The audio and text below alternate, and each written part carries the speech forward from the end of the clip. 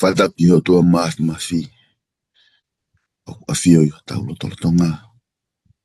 Tapi a hoiki ka ma tau fonua. Tau foke fefekau. Ino ke matoto. Ka ma tau ke folofola. Pero kore ke hufanga tuai. Ka ata mo kwa whainga maari e ko ni ke tali atu aki mo tolu ko toa pe. O mo wanga maheni ke mo whakai mai ke program ako folofola. I woki ko toa pe tuku atu i heo pe. Ko lot pe mo whakaamu e hoko e mo. Tala noa e hoa ni ko e. Tā puaki. Kia te koe whanau mai. Hoko koe oho ki o whanonga me taimi. Ki tāni ti. Ki mua pe ke whae hoko atu. Ko le atu ke whae whikau. Ino ke matoto ke ni whae mai mua lotu. Pe hoko te pe e tau ako wholwhola. E hoan. Malo. O tua mafi ko mau tamai mohu alo ofa a Fiona. Tau kau whataha pia mo koe o tua e ako anga e hoa koe ni. Whakakato e lotuni pia me langina, mua ka mau mui atu, o mau kore un tāpuaki ko tōpe koe ni a kalais ko alo, ka ko mau whakamo ui. Amen. Kore pe mua ki he toke tā ke whamore pe mua ka ne kamata mai e tau wako anga e rea soni pe mo e wholofola e hoa koe ni.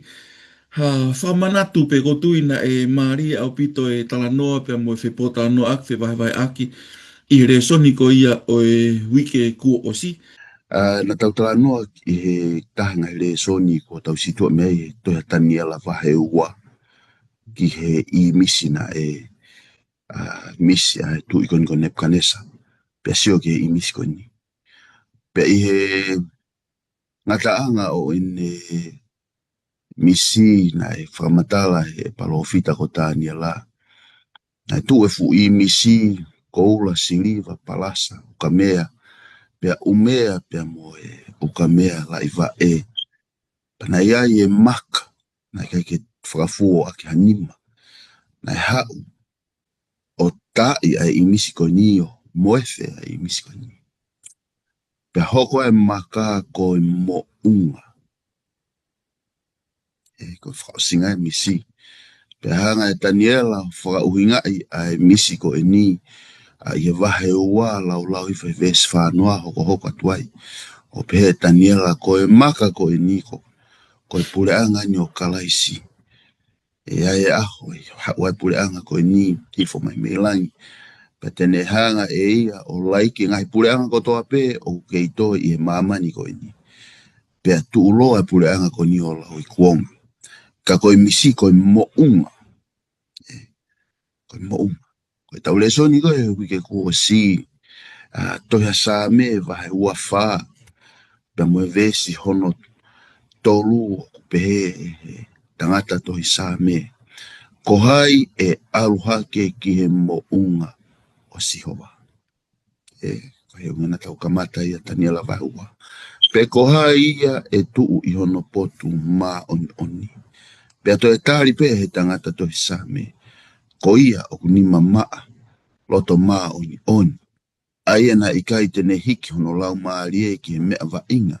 Pe fuakawa i he kaka. Ko taimuk te lau ai ai ngahi ere me niti o hufie mau ke mau e he tokotaha ke tuu i he mounga o Sihova.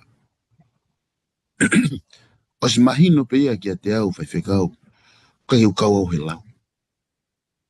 Kai ke maa o ni maa. O i kai hao o ku loto. Ko loto ko ni mo sino ko ni kaka. Hikisia. Kai ke maa o ia ngahi elemeniti o ku tohu ima he tangata tohi same. O totonu ke u mau. Ke u lava i o tu.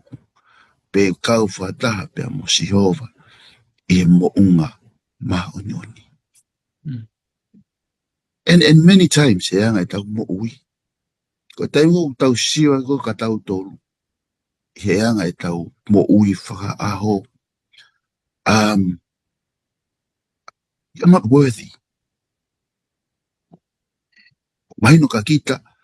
O ikai yaha. Tei maka tu unga e taha. ke te hau sia ai mo unga ma onya Sihova. Te ngo ko lau e koe tohi a whakahawa he taha whā, pa mo he vesi ulaki. Pa ne mamata pe avakai na e tu halami I he mo unga ko sayone. Pe na ia te ia ai toko taha kilu maa toko whā mano, maa toko whā afe, kua tohi I o nau fo I la ai wafa o ene tamai. Maari e ka te au ai lau ai vesi. Pe he apostolo ko sione ne mamata, ke he mo unga o Sihova, mo unga o sayone, o ku tuu ai lami, pe na ia te ia ai taha kilu maa toko whā mano, maa toko whā afe. Koe ke fuhoha ke mataifika toka angi pe hale soni te tautala noa I hai mataifika. Koe mea ku maho inga ka te au, I he eku mahi no, o ku ikai ke ulawa tu, I he mo unga tapu o sayone, pa koe mo unga tapu o Sihova. O ku fie mau ia ke tu ai lami ai, kaulawa mua o kawai. Koe mea ku maho inga ke te au, ka ikai tu o lami, I he mo unga tapu, stand for me and stand with me. Ke tu, ia I whakataha pia moa. Koe koto kula noa e whainga, ke tu I he mo unga tapu o Sihova. Ai whikau, kore ka koe ke whakamanat mai pepa e whai mai pe tatala teu o e tale soni ke wikeni malo. Malo pito e toke tāo ke wahe o ku whamawhana, wahe o ku ngoi pe mea tatao. Kai ke whiunga. Kai ke whiunga. Kai ke he te tupe mua ke hoko atu I le soni.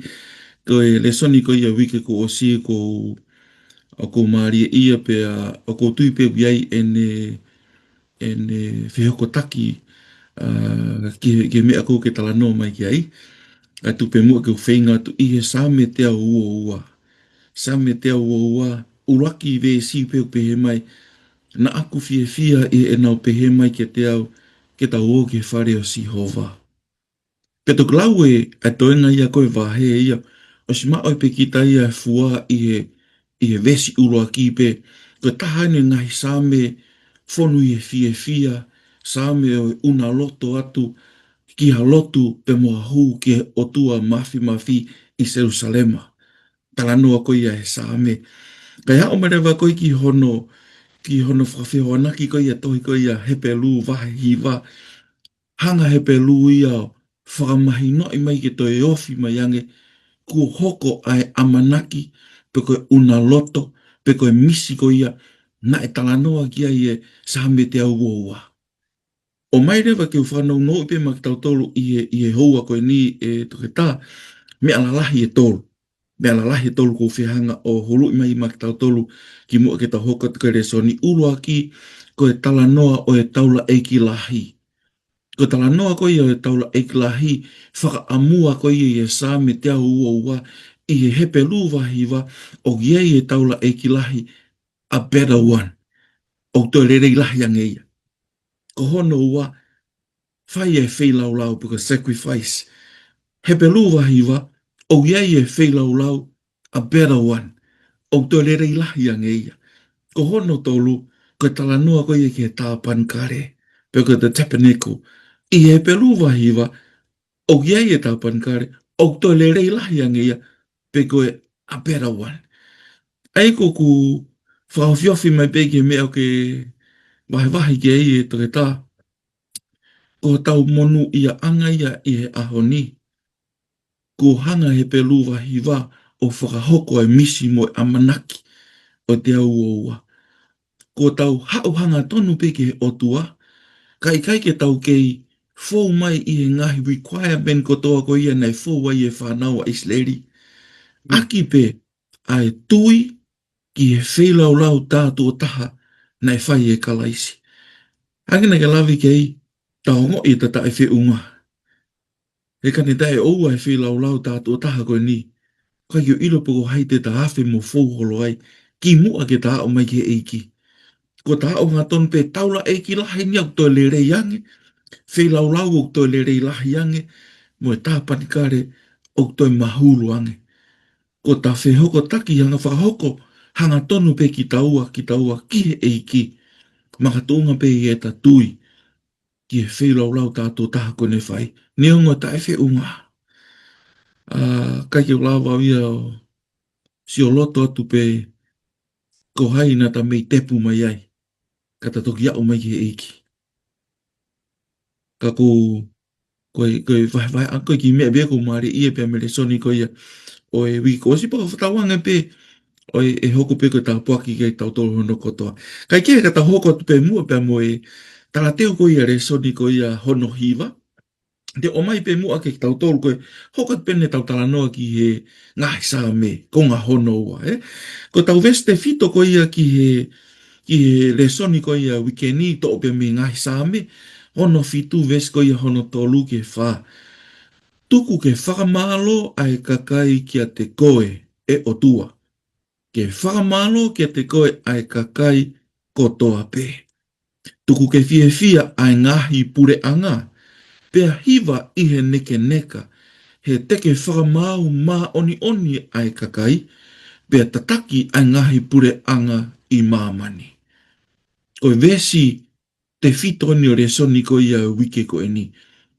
Mea pango pe e toke tā e taimelahi ko e tautala noa ki kite pe. O kurahi ange ai mo ua e whakakaukau e ngahi manu whekai, mo e ngahi whakatātau ngari ke whakairifia nei e ne hā ko ia i e wholofola. Hu mai e sā mea hu mo tuki.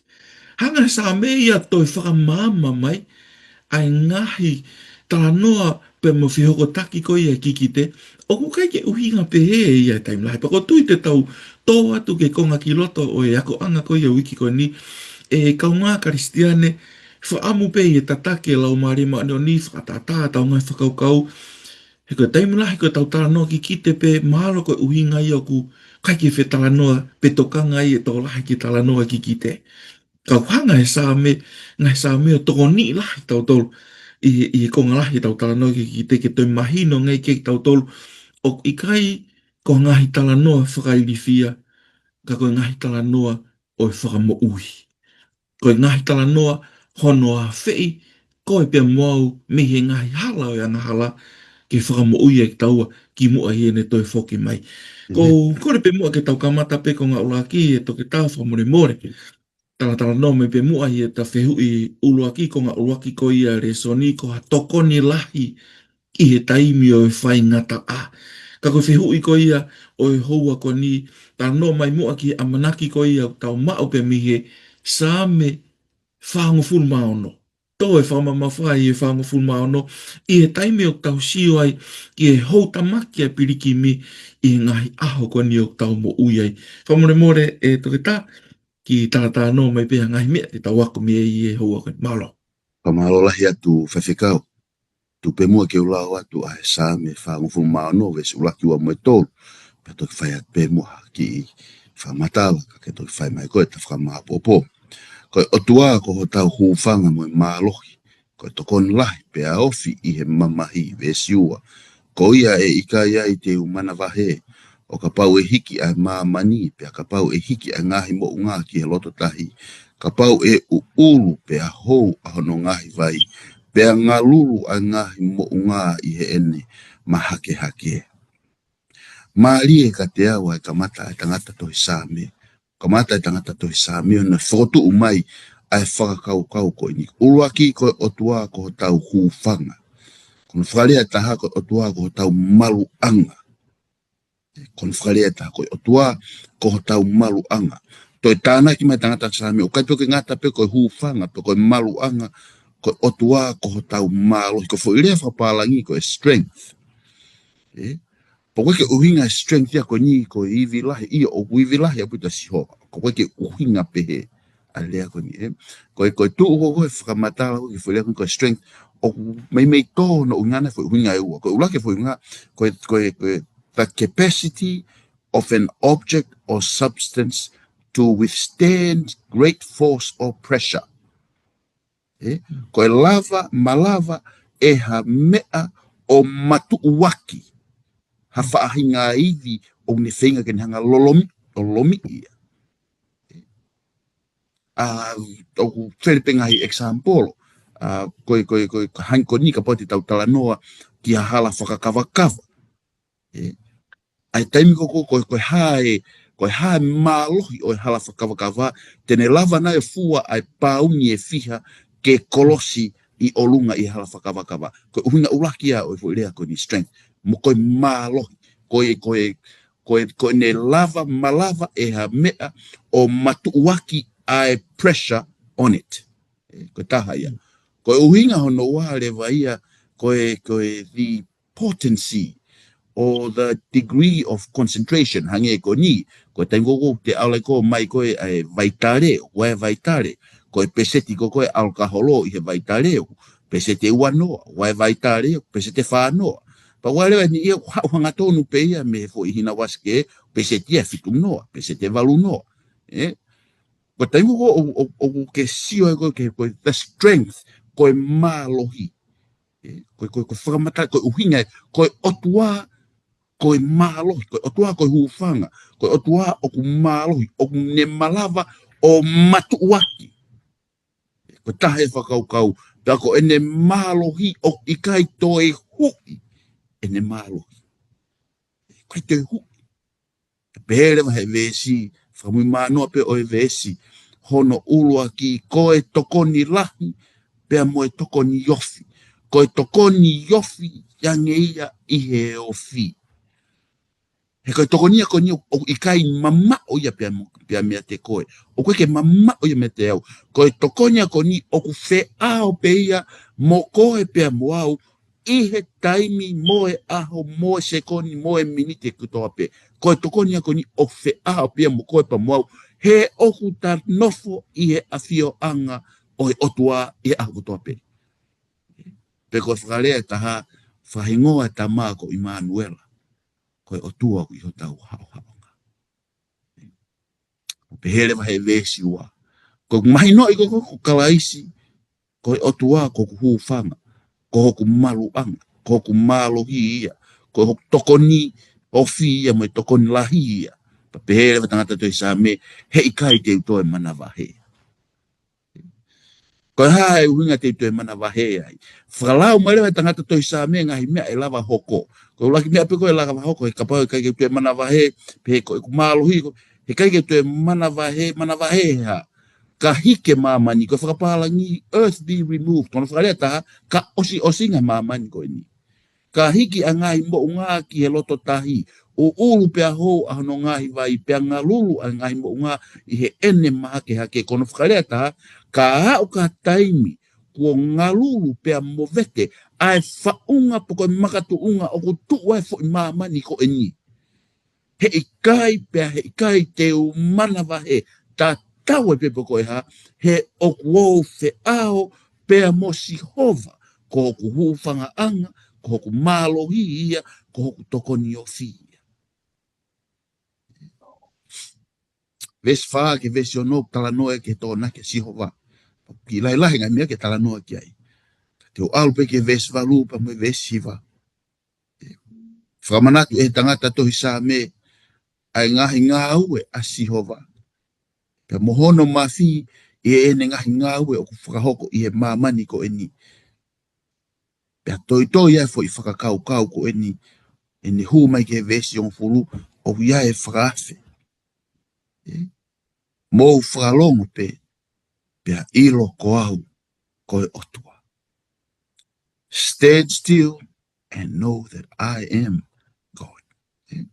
Palai taimu ko whanongo no whakamatala e vesi ko ni hangi ko whakamatala ke o te ke toi o e toi aha mea ke ne hanga o veteki ho toka ngā mea sihova ke don't be distracted but be still. Ko taimu ko ke lau ka kato e same ko ini. Me vesi ulaki o lue ai ki he vesi hono ongo furu. O totonu lewa ke mahino ka koe samia koe ni, koe foilea koe ni pea ke tu umawe, stand still, or be still, sorry. O koe uhinga ia ke don't be distracted ka ke lava meditate i kai apu taupito. Koe uhinga a vesia koe ni, ka pau lewa panga e sihova o togonaki pe ka paule uhanga e Jehova malui pe ka paule uhanga e Jehova at malui mangai elemeni ti katoa ko eni ko ha ko uhinga o ikai ke lava tukulolo ki he ao ni wa Jehova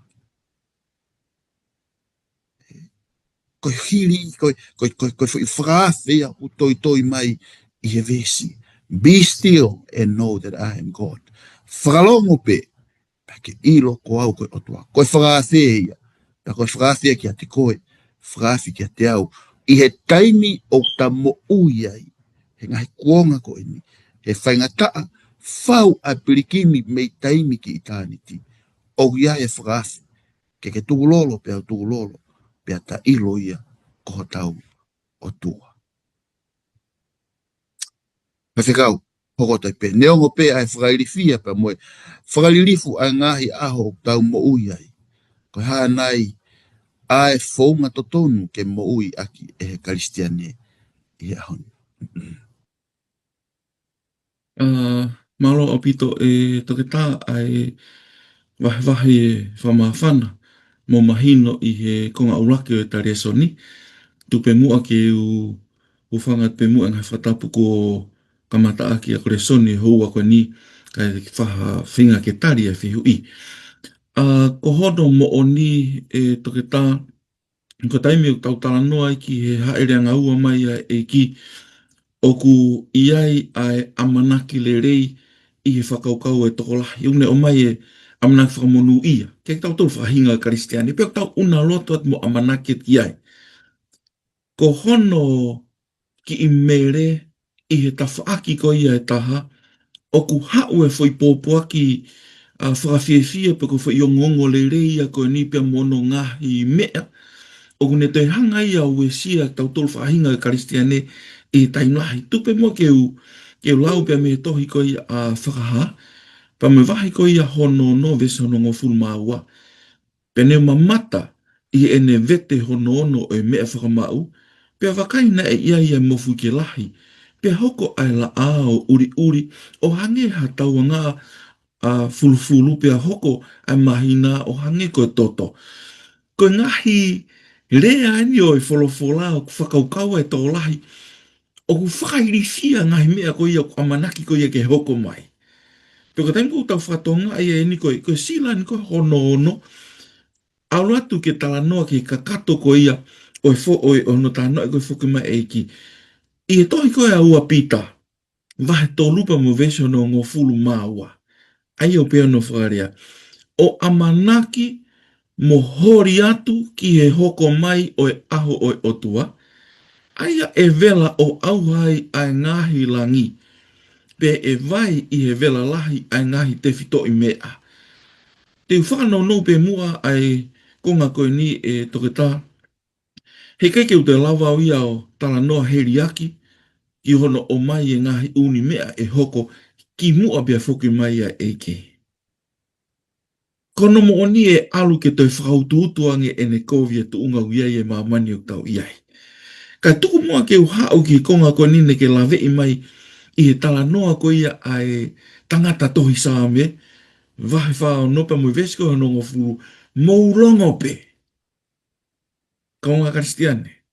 Nau ta fuho haa ki ngahi whakamatala ko ni hanga he tangata toi sāme o toi ki whaka mama mai. O mai e atau toi ki ongo ke. Whanongo whakarere ke ne whakarea. Mourongo pe. Pea ilo ko au koe o tua. Te uhākea ki I au I he lotolotonga o hiteni. Te uhākea ki I au I mahamani. Ka ki o te lawe whakaikiki kene o mai e toke tāhano ngā uinga. Ka tukuma ke o mai ai tarihanga tonu ki konga ko ni koe hānai ai whaunga to tonu ke mo uia e karistiane. Urua ki pe e toke tā. Na ke lawe me o kai ki o ilo ko hea uhinga o tau toi irifi ai. O kai ki o hanga o ilo ha uhinga koe ha uhinga o tau mana wahe ai. O ka pau rea hanga tonu mai ai vesi e tangata toi sāme tuu whakalongo pe. Tuu whakalongo pe. Ua ki ai mamata ki he ngahi ngā ue ai otua. O ka pau pe uta mana wahe ka unga kristiane. Tau mahalu te ke tahanga tau whakatoa ngā i ngā ue o tua whai i he mamani pu koe ni. Ka paupu koe koe ne ngā ue ma au pe moau, ko e ne ngā ue whakafonga i a te koe pe moau. Mahalu pe ko hinga o taki ngau ngau e oloi. Hono tolu, tu umau, oua e ngā ue kai i lo ia e o tua. Mahalo lahi e taimi o ta whinga ke ta to'o ki o ta nima pe o ki ta ua hono solova ngai palparema koe ni. Koe whakarea, tuu kai tau e Jehova ma a koe pe moau. Mako hinga ulahi e ta palopare ma e kaunga Kristiane o ta toi whinga pe ki ta whai pe e taua a e ta tau. Amen. O hinga o ta ulungia e taimlahi. O hinga o malohi e te volo e taimlahi. O hinga o ta holomu e taimlahi. Heu ta tuu pe tau e ke ta whai e tau. Ka koe ni tala mai. Tuu ma pe i lo ia e o tua. Pe ko hono wha o si pe koe o tua koe hūwhanga anga. Koe o tua koe ia koe hūwhanga. E kaunga Kristiane, kou tala noa kon koe o tua koe hūwhanga anga. O ta tō mohungu pe a kotoa pe. Kau koe ki whawhalala ai. Ai hoko o tua ko ta hūwhanga anga. O ta tō mohungu e a kotoa pe.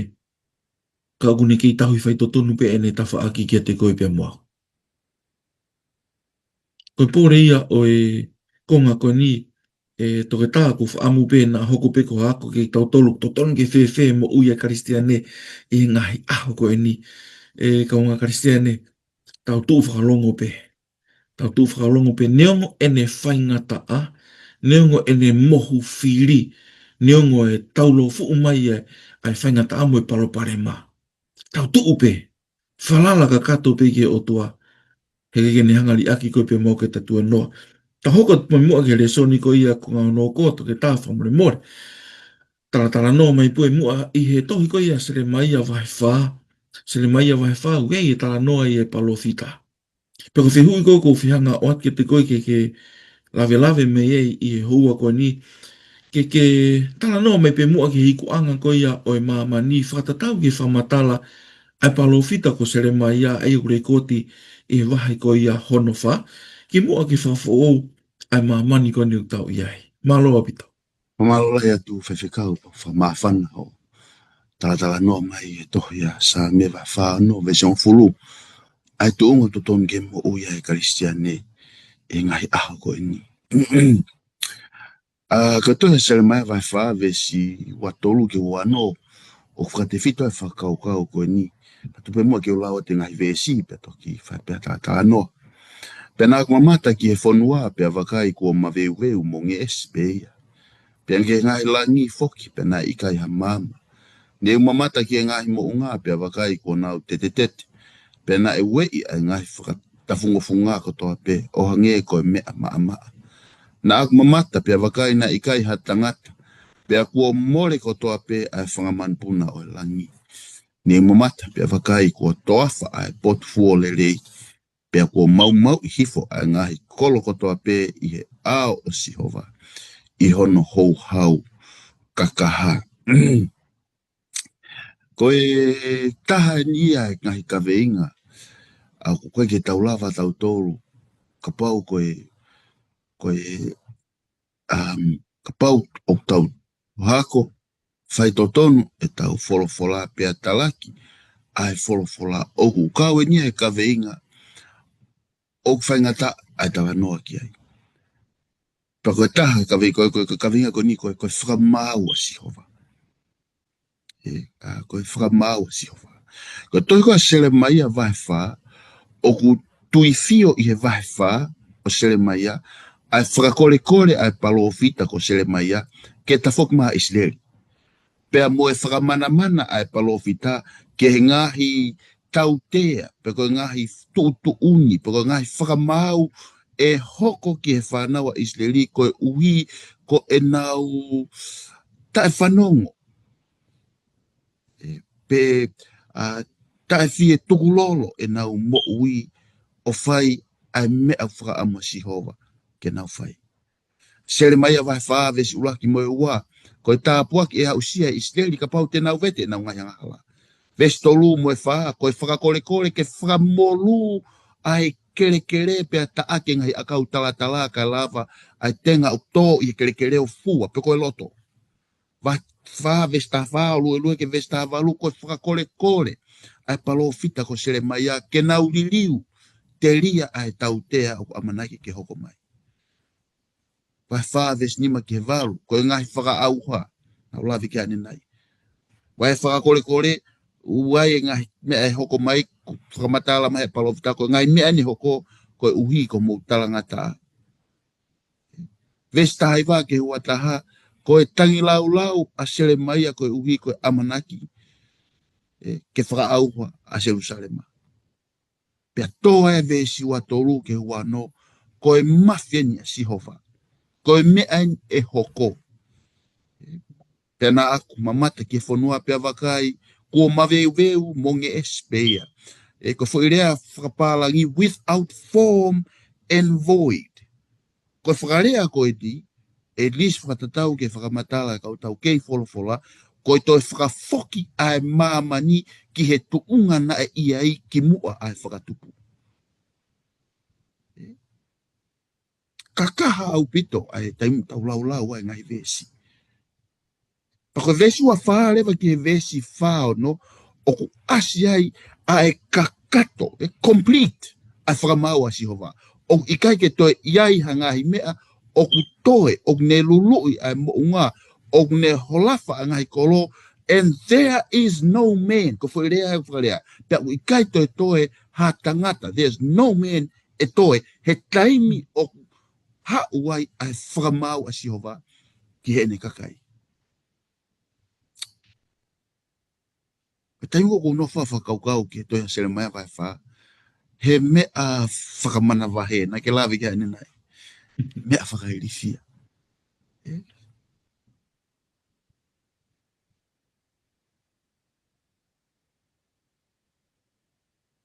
O koe ke totonu ke ulawe ke amanaki.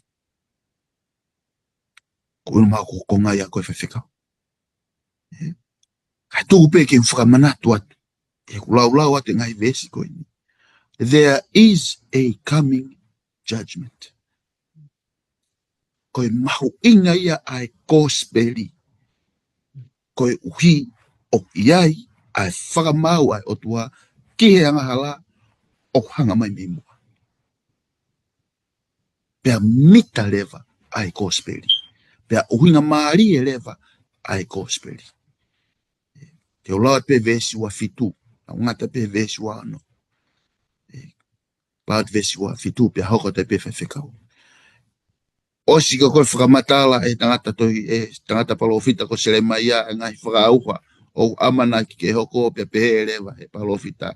He kua pehe e Sihova. E lala ai whanua ka toa pehe. Ka e i kai te u whakaosi au pito. E lala ai whanua ka toa pehe. Ka he i kai te u whakaosi au pito. Amusia whaahinga tangata o manawa ofa. Pea alo ofa. Pea whonu i e mesi. Ai o tua tau huma tau hiki ai. Whawhekau, hoko mai ai pe ai.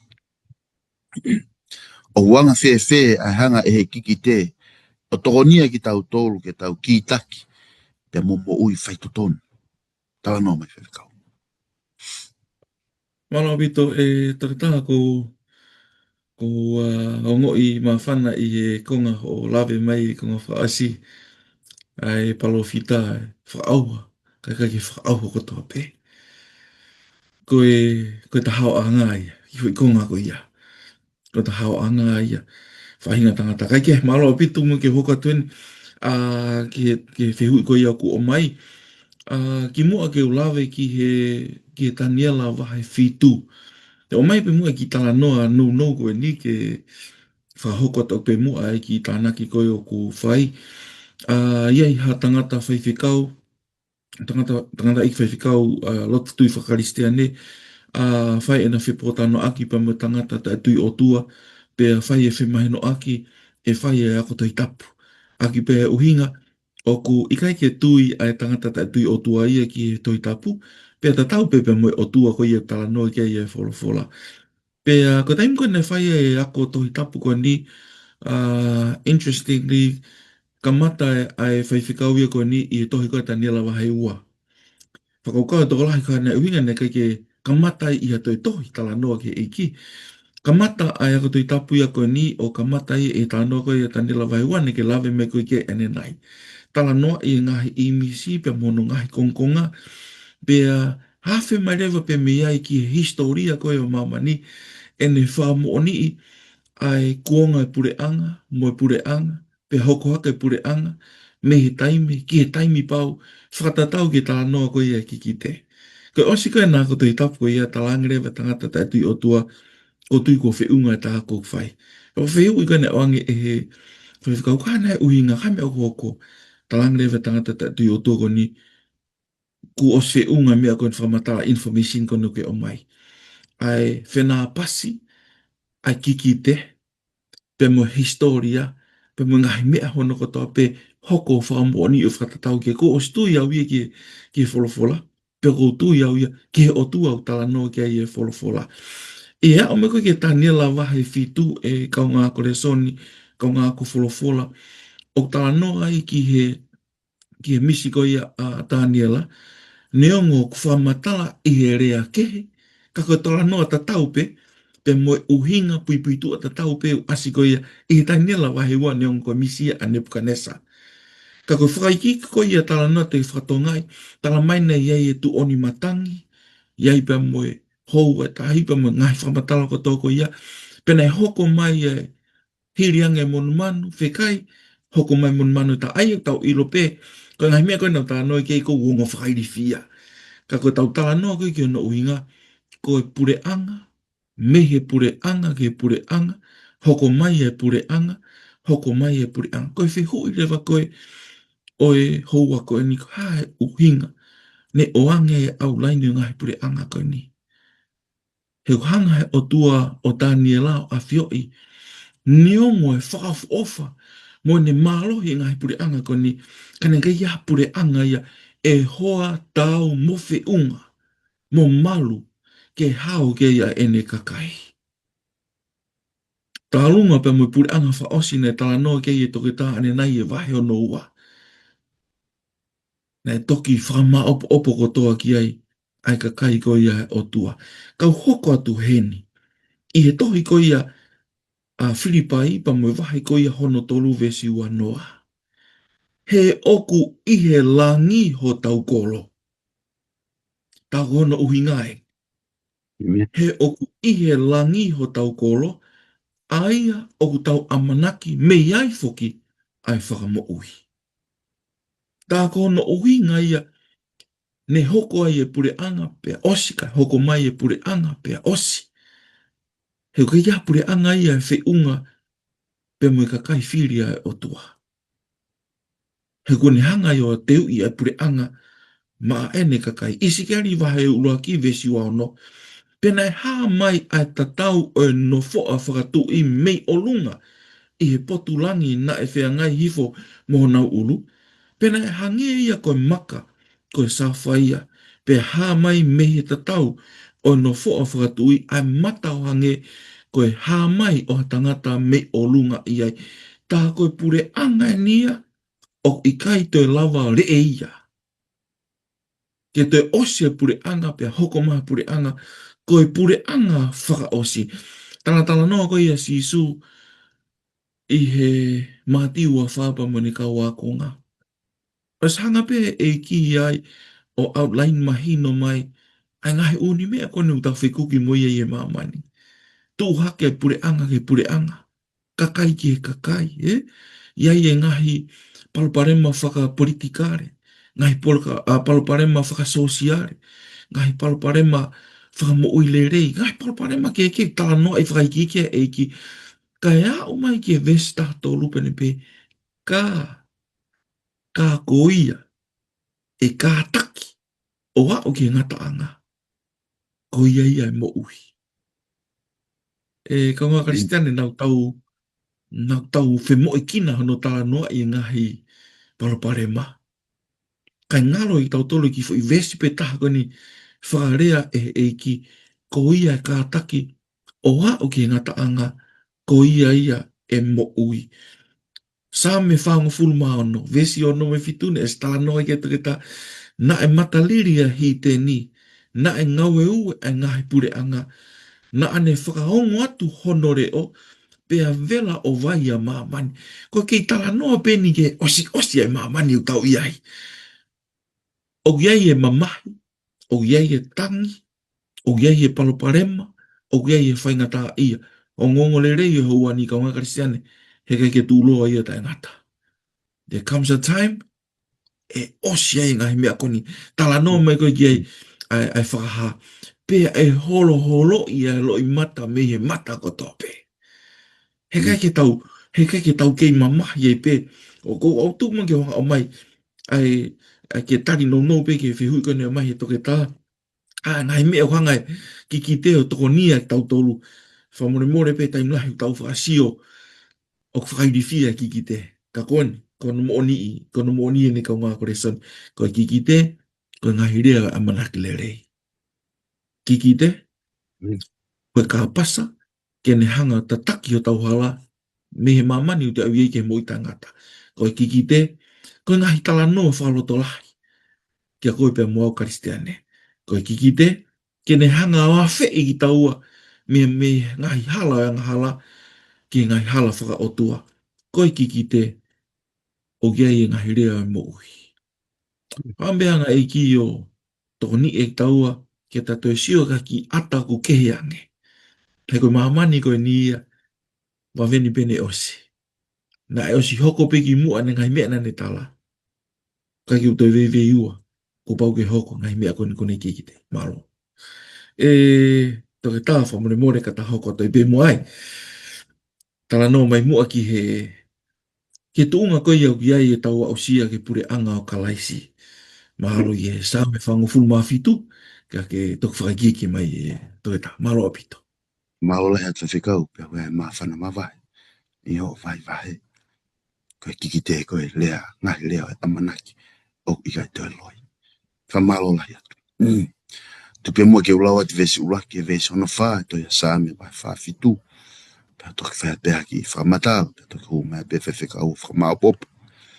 Mou paspasi ho mou ni ma. Ai kakai ko toa pe. Kalanga ki he otua i he leo o i fia. He ko sihova, fungani maalunga o whakairifia ia. Ko e tu i lahi ia ki maamani ko toa pe. Tene whakawaiwai ai kakai ki a te tau tolu. Mo e ngahi pule a ngā ki ho tau lalo vai. Tene fili ho tau tofi a maa tau tolu.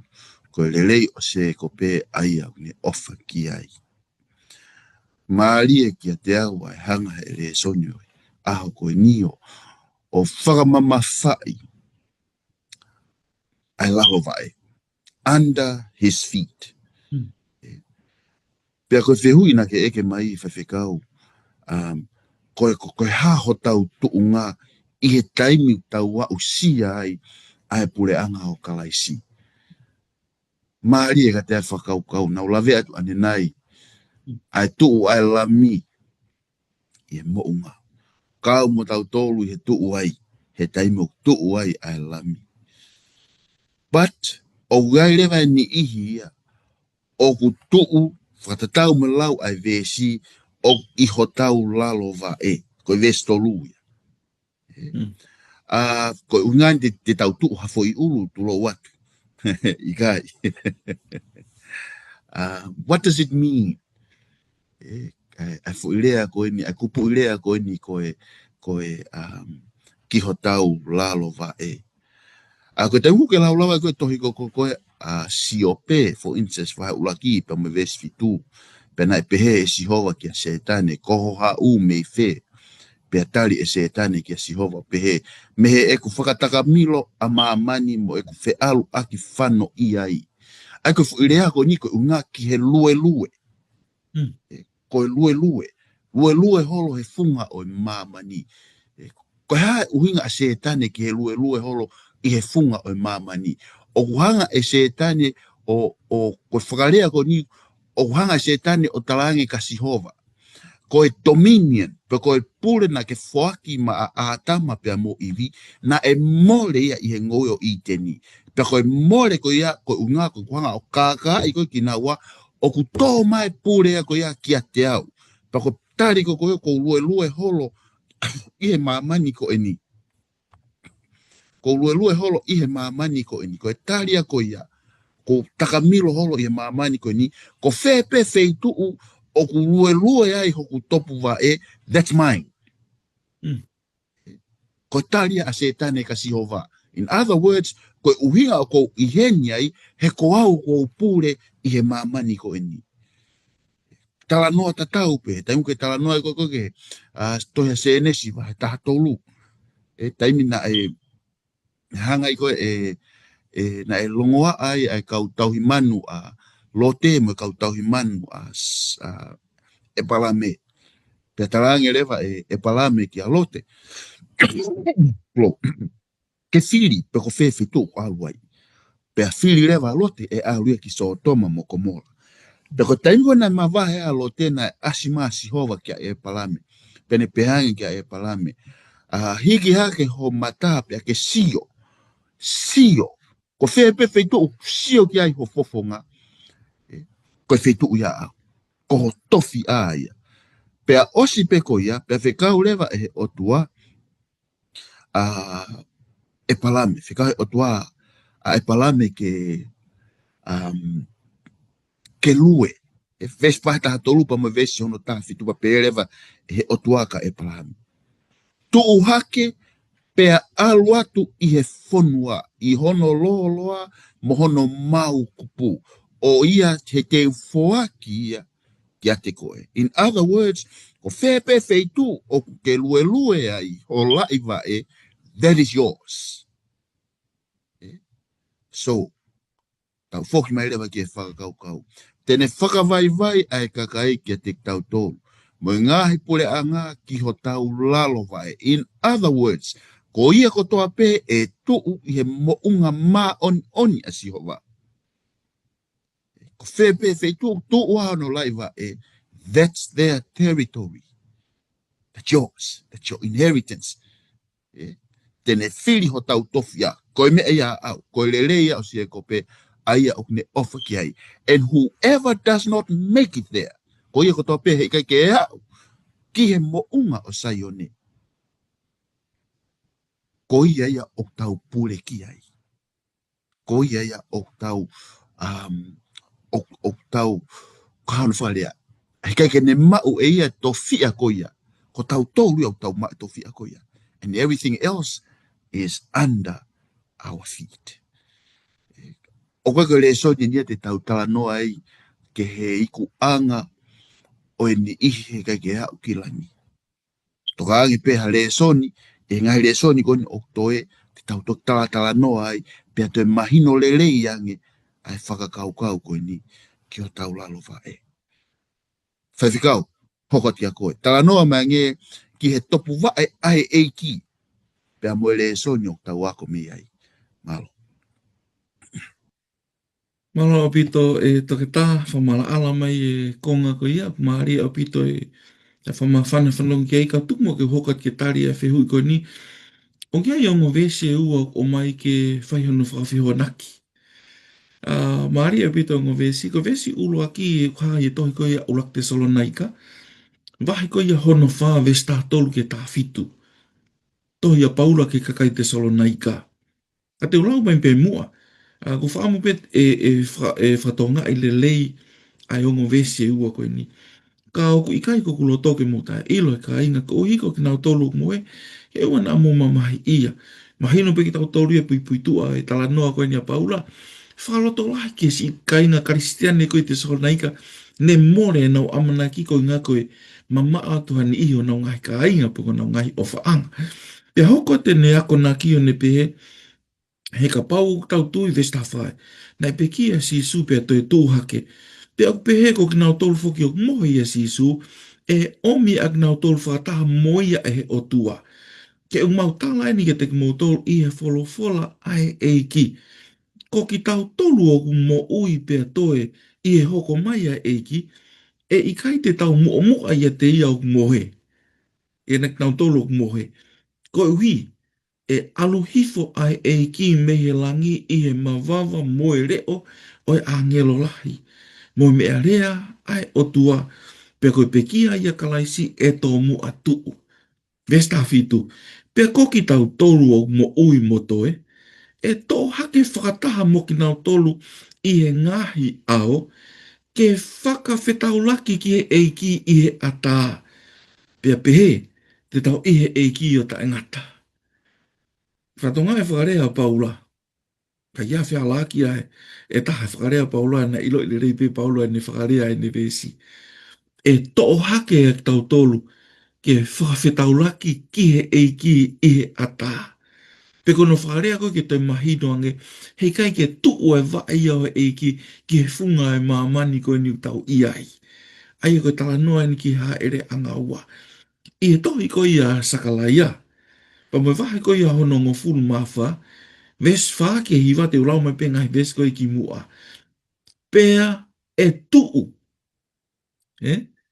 Pea e tuu hono vae ki he mo unga o orive i he aho koe ia.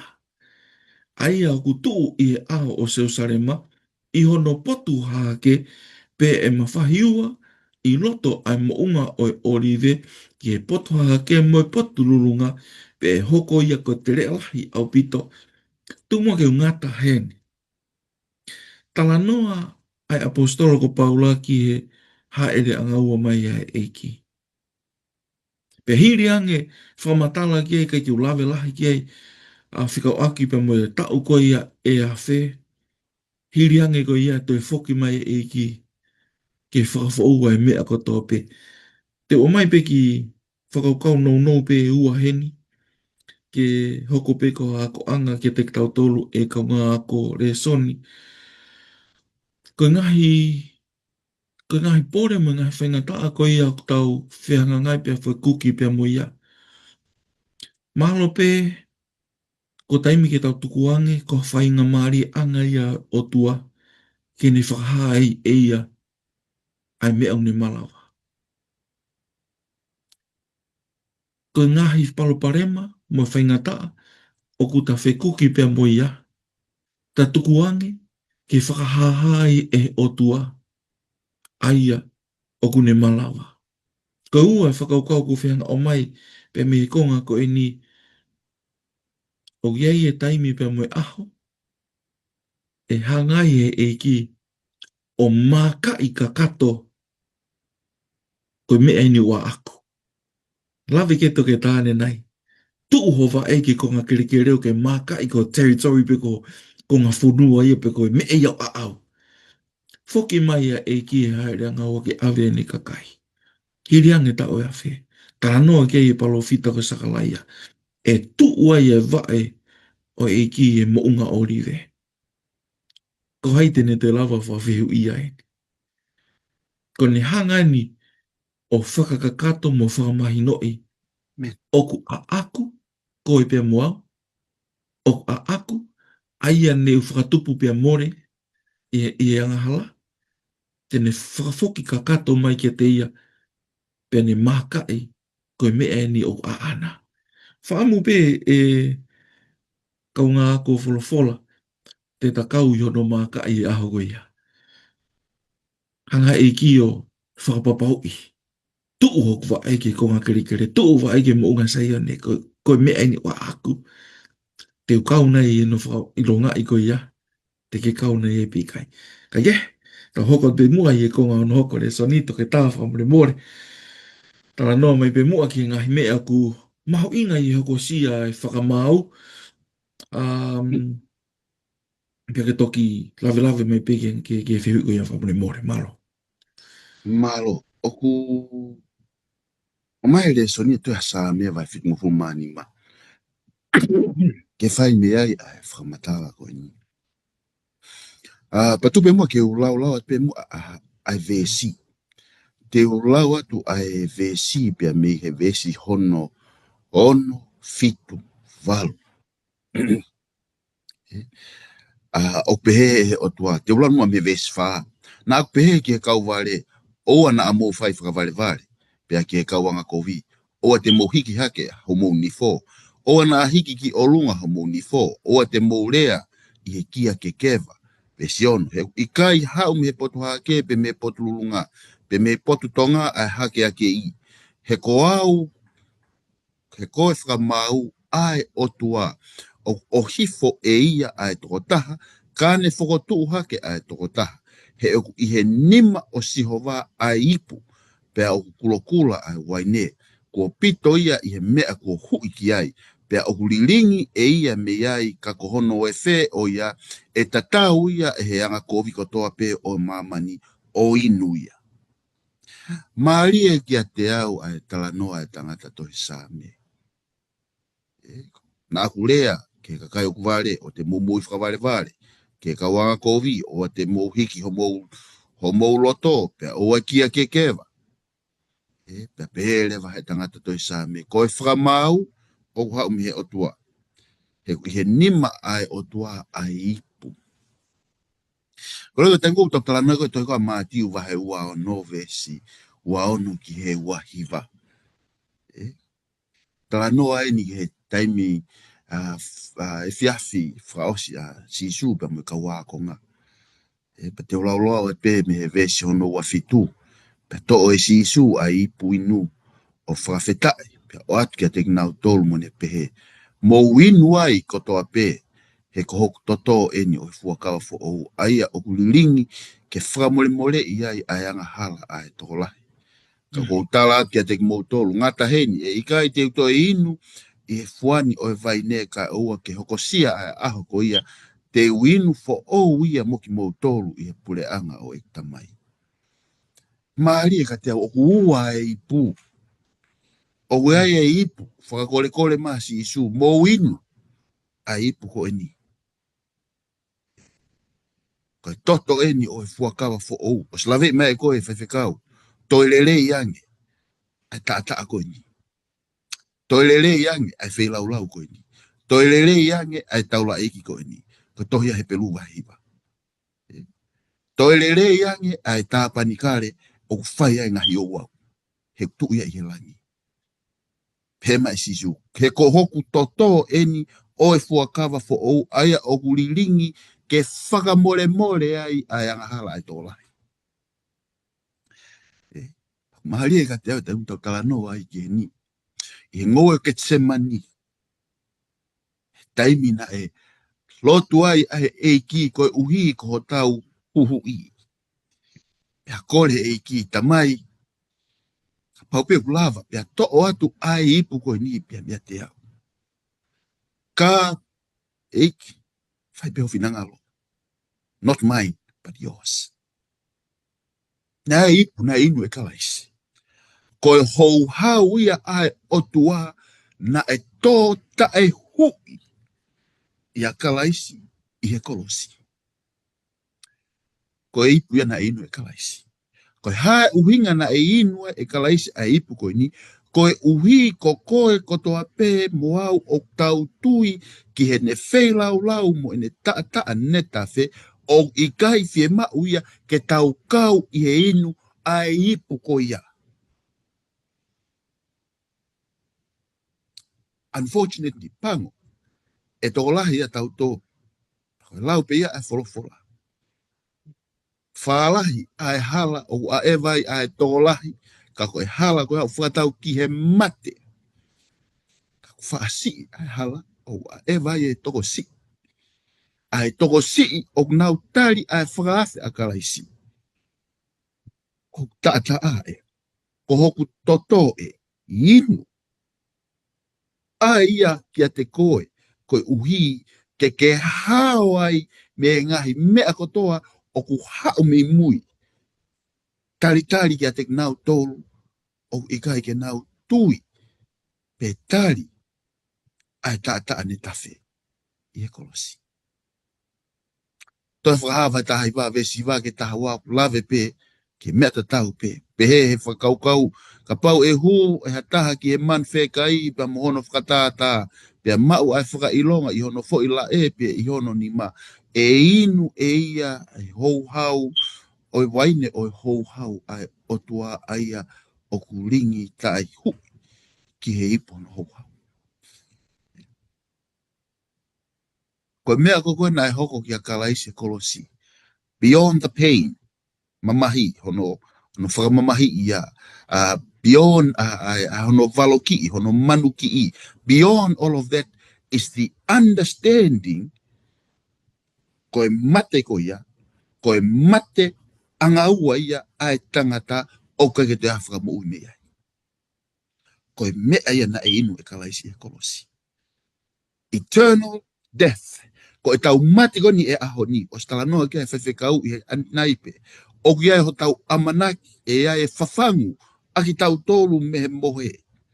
Mohe o mate, e whawhangu ki tau tolu, e ki o ka pauna a tau tari, e ne tata a ke tau mo ui, ke tau a usia e pure anga langi. Ka ia e toko lahi, e kai ke nau tari. Pako e toko lahi, e kai ke nau tari, ko mea peho ko te nau inu a ipu na e inu e kalaisi. Ko e ha ipu ko ia. Ko e ipu ia o e eternal death. Ko e mate anga ua o kala noa kia wholofola. Ka ke te aha to e tu mai me mate ko ia. Ko e mate ko ia, ko e osi e me. Kai ke, o wai ke whema o wia ke ta nofo mo e whakau kau ko ia. Ko e mea mahu inga a e whakawhe a kalaisi. Kei tatari ma kalaisi me langi. O ki kai gene toi inu, ai fua o e wai ne, tatari me langi, pau te tainu ai ipu, te anehanga a fuaki, ki e kau a ko ngā o a oi ki a te koe pa muau, i a honi, ai toto o ene fua kawa fo ou, ai a okulilingi ko e whakamole mole, e tanga hala, ko ene tala o wha. He kai ke toi inu ai fua o e wai ne ko ni, kai o a lewa, e iai ha aho, te winu whakatahai, mo koe pa muau, i he pureanga o ene tamai i he langi. Ko e whakawhi pia ki a koe pa mo ke takau whakataha. I he pureanga ko ia. Pea muho tau e ki e inu o e waini lele i ko ia. Whawhikau hoko te pia ki a koe. Tala noa mai nge ki e taha o ngahi tefto i mo oni ai tangata filosefa ko ni ko Nietzsche. Ki he mo ui a tangata o i kai ke tui ki he otua. Tala noa mai kai kataki. Malo pito e toke tā, te hoka te mua i tala noa ko ni ka taha ia e ka taha ngai mea whakaloloma ku whainga o tua ke furihi e whakaukau e whahinga e tangata. I hono whakawhihoanaki ko i pe koe ne whakawhihokotaki ko i ke whakamau ko i whakaukau e whahinga e tangata o ki kai kia ha uhinga o e kumo ui o ki kai kia ha taumua o e kumo ui o ka ia aonga e kumo ui i he mamani ko ni. Therefore, o ko whaiteria piki e kuwhiri, o ko whaiteria piki e kumo ui, o afuhia pia toa i e whahinga tōlahi o tau tolu whahinga e tangata. Pia koe whaawhaanga ia, koe talanoa ia, koe ni whaaupa me tangata koe ni, ka te o mai pe e whakaukau no ko ni to tā ke tokoni, te ria nau iai ha taimi o tau tō mohumu i e whai whakakaukau pe koe whai aitia ta tau pe. O pe he, o ki kai kia haku ha aonga o ku mo ui, kai kia tau mua, meaning, purpose, ha uhinga i he mamani, te whai te riha pe au ki e kwhiri, ko au pe ia ko tari ui ki ai, kai kia hata, kai kia atua.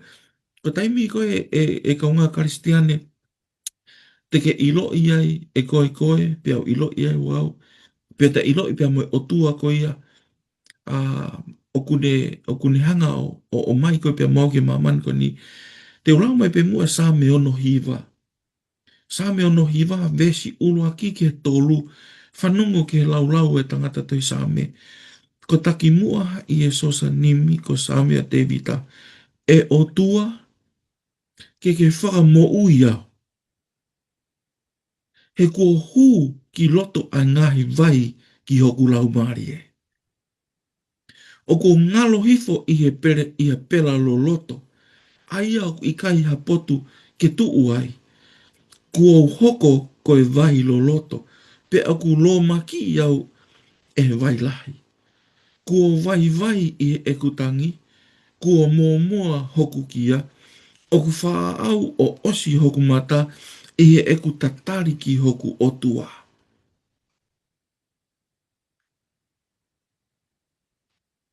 Ko whihu iko ko whihu o mai e kaunga Kristiani. Oku ta ilo ina i hota uhinga, oku ta ilo ina uhinga o ta ihe mamani ko ni. He ko taha ia ne ulawi kia ne nai ange, ko taha ia ngahi uhinga e ngahi mea, oku whainga o tua ke ne whakatonu tonu, i he tau ngahi mo ui whakafo i tui tui. Ko taha ia mea ni hanga mau mau i ho tau waa pia mo ia. Ko kai ki ta hanga o i loi ki taua, pe ta i loi pia mo o tua, whai whakatupu, ne ni hanga whakatupu o taua ke maman ko ni. Ko i loi ni e te vita ko tui, hono tuunga ko tangata, pe ne whai e lotu pia mo tangi ko eiki, whakamo ui au. Whakamo ui au kai ke ulawa au ia, whakamo ui au e mamani ko ni. E ko whakamu pe, ko ui e kei tau tolu whahinga e tangata, ki mua i whakamau, tala noa kei, ai toke tā, nā ta toi tō mohumu pe, i e mea ta tau ulawea i e toko lahi whahinga e tangata. Toke tā whamore more mua tala noa mai, o ko ulawe o kei e whatongia e kakai e o tua. Teu tala noa kei e ngahi sāme, ka ke whamore more o whamala ala mai, ai tau ngahi whatongia ko ia koe kau Kristiane, malo. Pamalo lahi atu whewhekau ko tā o ke whakaosinga o e tā le soni. Patupe mua ke utali atau e whehui ko ni pa ke tali mai pe koe whehui hoko pa ke whakama opo opo e pe ta le soni o whai pe talo tu. Ki mua pe ke ta mātu ku ko whakahoko te ate koe ma whana mawa ko hausia i he tā ko wholofola whai malo lahi whewhekau. Ko hao tau whatongi ia. Ko whaalea ben ki mua. O hua mātea pe a palani a sihova ki he mo ui. Ko ulaki ene palani ke ta mo ui. Ke ta usia mo ui tangata. Ko ulaki ia. Ko e ua koko ene palani i he taimi koko hoko e ulaki. Ko ta usia pe mau a mo ui tangata. Pe a hoko lewa e ta mo ui ko e ko e mama ke mo ui ai hatake. That's it. O hua mātea pe. Once you have salvation, then your life be a story for someone else to get their salvation. That's all. Sa me vai ono fitu, te loat vesi ulaki pa mo vesi wa, ke alo ofa e o tua ke te ki moutolo o tāpo ki ki moutolo. Pea tuku ke ulo mai hono fofonga ke te ki moutolo. Koe uhi ke ilo ai ho hala i mamani, moho o whaka mo ui i he ngahi pule anga kotoa pe. That's all. Ke alo ofa a Sihova ki a te koe, pea ne whai tāpu kina koe, pea ulo mai hono fofonga ki a te koe, koe taimi ko koe, o ku totonu ai pea tonu ho mo ui ki a Sihova, pea tonu ho whakafotunga a ofa a Sihova, o ku whai ki ho mo ui. O ku ilonga, pea o ku ulo, pea o ku kakaha, ai mama o ku ke mau, o ilo ai e he mamani, o ku mo ui a Sihova i a te koe. Fere penga i tala noa ia ku hae wholofola. Tala noa so se wha. Kotoa kakai na ngā ue kia so se wha. Potifa, tangata pule prisone aloa u ki a whelo. Ko taimina nau wheo hiai pa mo so se wha. Na anau ilo. Te ke lau pe vesi, ngai vesi. Na anau ilo o ku mo ui ai o tua ia so se wha. Na anau ilo. Ko uhinga ia na anau hanga ai o hiki a so sefa me lakanga ke lakanga ke lakanga ke lakanga o aloha o ke tapotaha. Nai kai ko unga ko whai totonu pe ko whai lele a so sefa. That is true. Ka ilmu toi toi i he ulunganga o whakafotunga te so sefa na anau ilo na pehe tu yo whelo. O wou ilo o afio a lau maari o tua ia te koe. Daniel, o siangi ko koe vahe ulaki lue whai ke vahe ono wha. Vahe ni maa sio tu ikon ko pelisasa ke kohi i he holy see o nima o ni mana tohi e holisi fiu whakasio hataha ke ha o whakauhinga e misiko e ni. Pea tu mai ai kuini o ne talange, tu i perisasa. O wiae tangata o i ho pure anga o mo ui ai lau maari ai o tua. Ko hae whakamatala ko ini, whakamatala ko ni ka ukaristiane. Ko e taimi o ku awhie o ai lau maari maani oni ai o tua i ho o mo ui, ko ke toe hela ko e herea. Pe tala ai pōpoaki, ai ku tuku meka tau tolu, ke tau rea aki, he ku rea pe urunga ngā mo ui. Ko e taha ia whatongia. Whakahawa he taha whahawa e si ono ke taha ua, ko ngai pōpoa kenya ngai ai ka wāngia loi tolu. Ko ke toe hela ke toe whakamatala, ai pōpoa ki ko ni, o sikawa ia ngai leson lahi. The idea is, o ku tau mo ui aki, ai mea o tau mahino i mo e tau tui mo e tau ilo, tau mo ui aki ia, pia ilo e mamani, tau haa mamani kia tau tolu, attract tau tolu. Kau koe ke ngata pe ai, tau mai ni o tau i feitu ko toa pe i mamani. O koe ke ngata pe ai, ka oku fie mau ia ka tau tolu, ke tau toe alu o tala ai ongo lelei. So it's one thing, o koe te uwheunga pe, te umoi whakaristiane pe, ke moi halau maari. That's just one, that's part of it. Koe konga ia taha. Kau ai mo e konga e taha. Pe he si su, kau haa ko ngā toiha mātiu wahe wawalu. Vesta walu ki he wanoa. Pea mo tala e kuongo lelei ki he pule anga ko toa pe, moe kakai ko toa pe, moe lea ko toa pe, i he haa ko toa pe, i he lalo mamani ko e ni. Pe mo paptaiso, ang nautolo huafa tamai, lau maarie, alo pe mo lau maarie maanoni. Kau wea iai pepa mo e amanaki ko, taimu ke whakaukau ai eiki, te ulawa fe, he si su. O na angalia te koe teu ia te ki mo tolu, mao ai pe. Kamata anga vesi taha walu, all authority is with me. Ko iwi mo e mālohi ke whai aki, o e talaki o e kōspeli. O koe ko iwi a koe a mea koe pa moau. Ko iwi koe au hau pe me he eiki. Ko koe pa moau, koe ta mea pe whai, koe whai toton. Koe mo ui, toton, i he ngahi akonaki a eiki, whakafou mai hono lau maari e maoni oni, pea tala e ne pōpua ki, ko hota whatongia ia, hiliange, hono whakamo ui koe pa moau, e eiki. Whawhikau, kātaki, hoko te peka koe pa ke whai mai pe whakao simu, whakamao pōpō. Koe hana ia e uhinga kui kai ke tau, talaki ia e kōspeli, o whatatau ke whinangalo ai o tua, ki he e tau mo ui talano mai kātaki. Malo pito ke tatu ke hoka te pe mua o piket peki he wahe ko ke o mai. Hange kone lawe i, matiu a walu. Mahalo oku ngalo i tau tolu whahinga kristiane e taimlahi. Ai ulakrea sisu ko tuku ke teo e mahalohi ko tau pe e langi mo mamani. Mahalo tau whaalere pe ho tau ngai mahalohi tata. Mahalo tau lere pe ho tau ausia, e tau lava mea, e tau tuunga tau iai, kai ngalo i tau tolu. Ko uraki rea ia koe ne whai koe sisuke ne kaua, ko ngā kua tuku ke te au e mālohi, ko tau pei e langi mo mamani, pa koe mālohi au ne hanga o mai ke te tau tolu. Ko ngā kristiane ke tau talaki aki, a e ne ongo le reipa mo ne kospeli ke toi ngā mamani, hange pe koe ne lawe i mai toke tā, pe teu ia teki mo tolu, o au ke ngata anga mamani.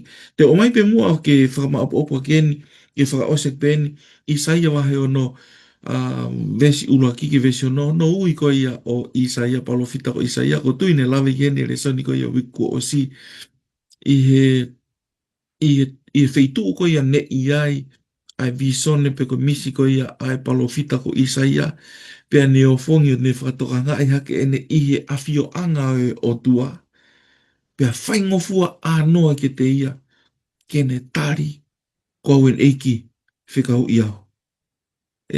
Kau ngā kristiane mahalo pe, koe whihu i uroke ko mai o whewhea relationship, o whewhea hota wā, pe moe o tua. He whainga ta awhau ke ta whai tau e ngā ue o ka pau ta mama o pe mea. Whainga ta awhau ke ta whai e taua e ta ngā ue o ka pau peo ke ki ei ha whihoko taki e tau o pe moe o tua. Ka tuku ke ta hanga whatonga i ke taimi ko ia o kua whongia ke ki taua i ho ta wā ko ia pe moe o tua o ta ilo i ta ihe in the presence of God. Ko tui kai ke te whakahela hano uki mo no ui ke ta whai e ngā ue ai e ki. Hange pene lawi ke to ke ta uku osi oto me tiki pe e ta tuu ke ta whai e ngā ue.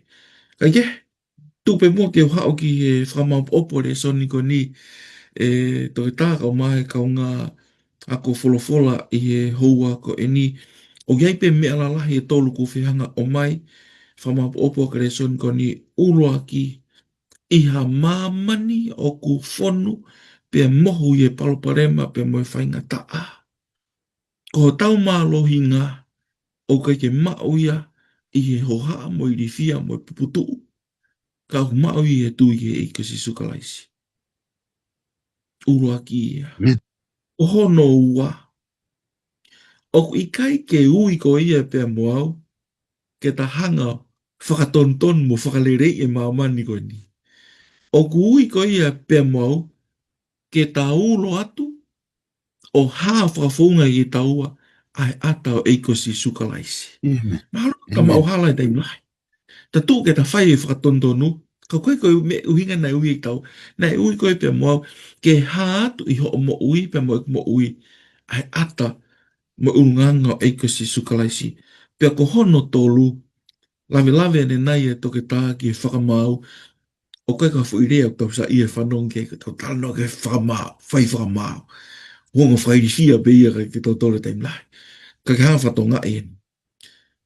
Ko ata to tonu e whakamau tala noa ke e wholwhola. Ke mahino ki a koe pe moa, that God sees, God cares, God loves you and me, pe o hanga o whai a e ne whakamau to tonu. Amen. Kono uhina haia. Kai ke hanga e o toa mai ki ne whakamau i tau o tawhewhe. Ka koe ngā ko ne ofa mo ne tokanga, ki a koe pe moa, ko e ne whakatupu. Ko hinga iu ne whai e ne whakamau. Pea, kai beha mea ku ni hanga o e sia ta whanonga. Ko pau ke hoko. Ka koe whakore kore o e ako anga hoa ko ni ka ngā kristiane. Tu ke ri taula e ta mo ui e mo onia e ko si sukalaisi. Pea ko taim koe ri taula e ta mo ui e mo onia e ko si sukalaisi. He kai iafe ngā me te ne lava ke ne hanga o wei ke ki taua. He kuaka ia mo ui. I he ofa ai eiki. Rotu ipe me whakatawange houani. Hanga he o tua mafi. O whai tau po kina lau maari ko tau pēk tau kau ngā kau whataha. I a ko anga re soni pa moe wholwhola o houa koe ni. Pea ke hanga he lau maari maoni o ni. O whakakato ki ngahi loto hono ko tau pē. Ai ako anga ko tau kau ia whehui. Nei he tāla whiri ko lotu ia. Hanga he lau maari e o ki whakakato ko ia pē e whai ako e ako anga houa koe ni. Ki he ngahi loto mo ngahi mo ui hono ko tau pē. Ka tau kau whataha mua i e lotu. E kile rei o mau whoki mai ke whaama opo opo ai ako anga hua ko nipe moe awhiona. Kei ko koe pe ne ke hoko ko mau whaiako, ko koe pe ne ke hoko ko mau tataki. Pea ka pau kai kia ha mea, o ia ha mea kai ke mau sia ai ako anga hua ko ni eikwa more more. Ke whakakato ia e whaiako ka koe lau maari e mauni o ni awhiona. Whaitapu kina mai e toke tā, whaitapu kina pea moe ngahi lau maari o no kotoa pe. E whanongoa a ko wholowhola hoa ko ni. Whamore i hato no, pa moanga hala e mo ui e o tua. Ka whaka umu a lotuni, ka ngai mea ko tau pēu ton ke mao sia. Ko lotua mai hu mo kore. O whai a kalaisko alo, ka ko mau whaka mo ui. Amen. Amen. Whamalola he tu tangata i whawhikau. Ino ke matoto ai ako e wholowhola wiki koni. Tawangi a ngai o tua whai tā pukina koe pa mo kawa. I he ngahi whatongia kufua. Pea me nusila. Kia te motol ko toa pēk mo mea mai ke polokarama i e hoa ni. Hanga he o toa whai tā pukina ki motolu. I he wike whoou tau whanonga ia. tawangi ke holele ngai fatongia o fuesia me ngai fitu taita mo mea mai pe taim tatau I he wiki kahau ki hoko atoi pe tawako folofola whakako malo mo mea